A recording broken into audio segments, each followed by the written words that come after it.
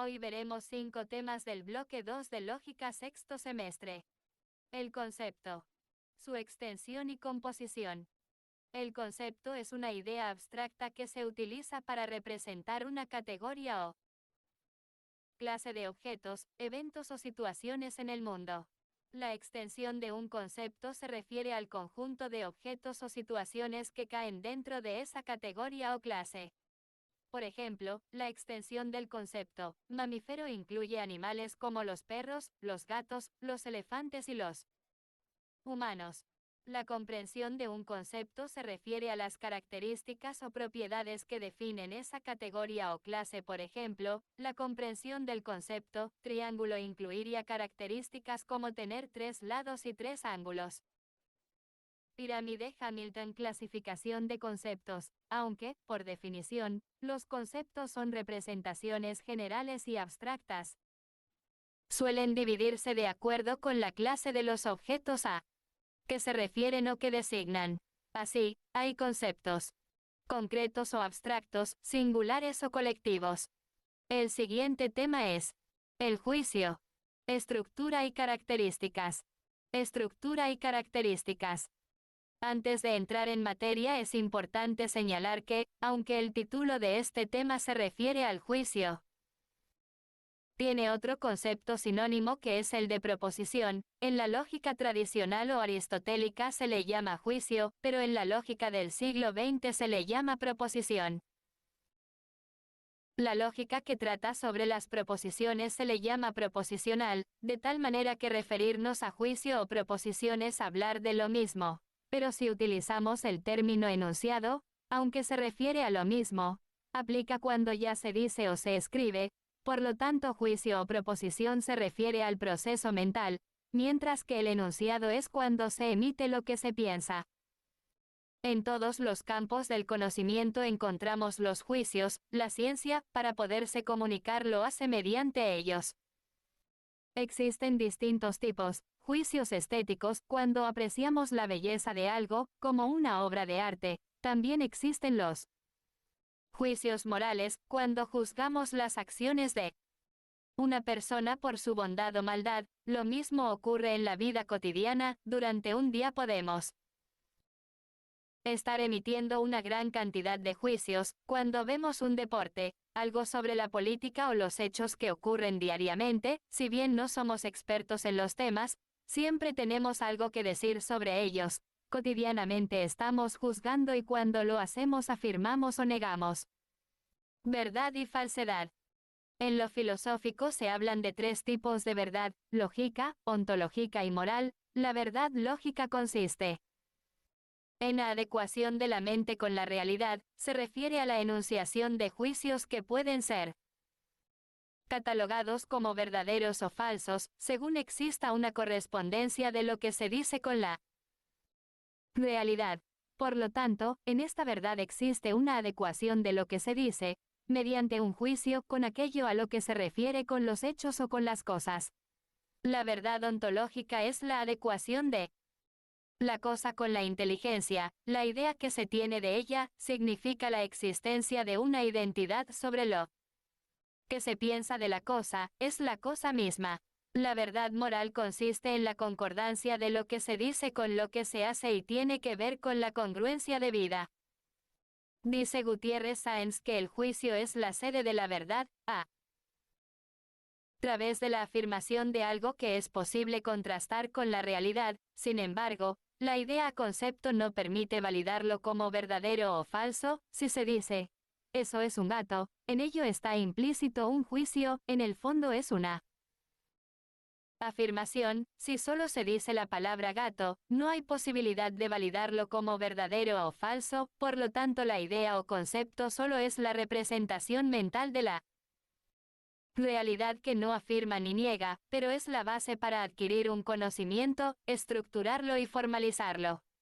Por ejemplo, los juicios que se producen en la ciencia formalizan razonamientos, son producto de un proceso elaborado del pensamiento. Así, si decimos, el mercurio es un metal líquido, los peces no son mamíferos, la Tierra es un planeta, la justicia es un valor, son ejemplos de juicio que son la base para formular razonamientos. Elementos: sujeto, cópula y predicado.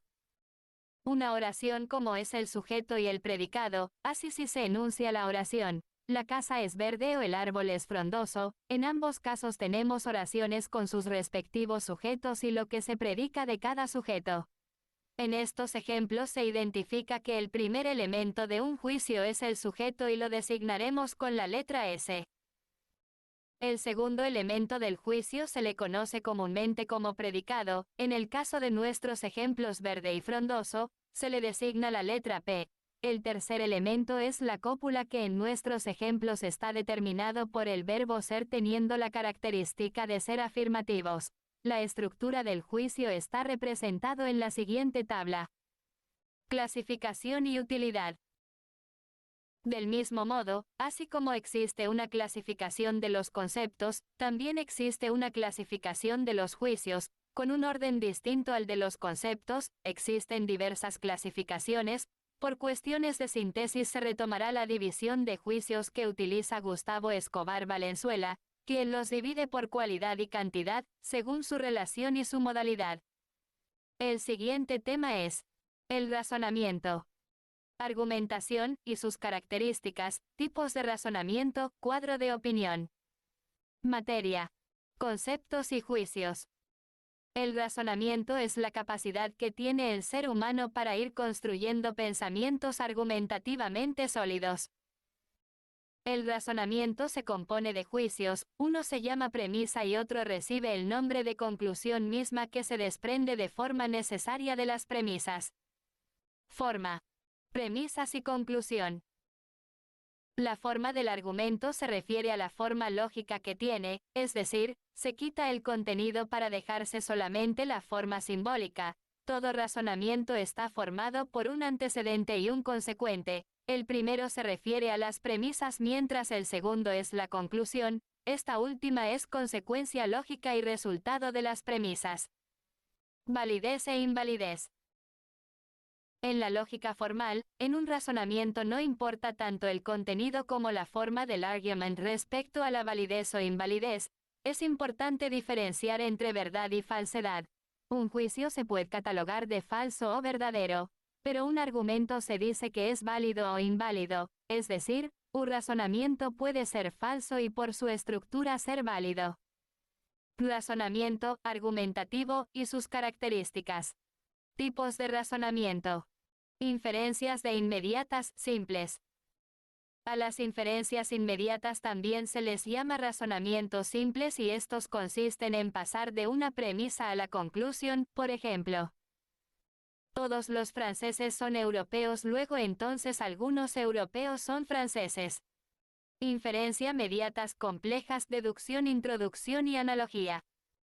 Sobre las inferencias mediatas, también conocidas como complejas, hay una o más premisas intermedias antes de llegar a la conclusión. Por ejemplo, todos los europeos son franceses. Jean-Paul Sartre era francés, luego entonces Jean-Paul Sartre era europeo.